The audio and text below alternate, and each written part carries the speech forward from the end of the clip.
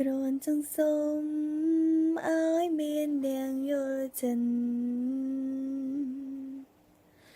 ស្រឡាញ់ហើយចាញ់អានិនឲ្យបានកំព្រាប្រងប្រភេទខ្ញុំវាសនាអ្នកតាមដនទីចារឹងឲ្យពីធម្មជាតិខ្លាយជាបែបនេះមានមិត្តភក្តិបែបមានចិនស្នេហា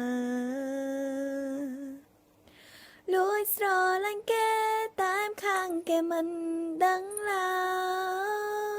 យមានការស្និទ្ធស្នាលកើតឡើងតែក្នុងក្តីស្រមៃអារម្មណ៍រំភើបពេកក្រៃដូចឡើងឋានសួគ៌ខាងក្រៅគឺជាស្រីតែនិស្ស័យគឺជាប្រុង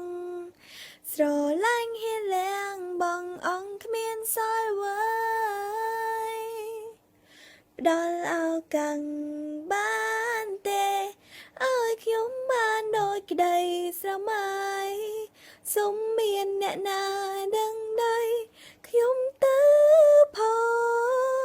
ខ្ញុំគឺជាស្បៀនតែស្បៀនខ្ញុំមានស្នេហ៍ស្មោ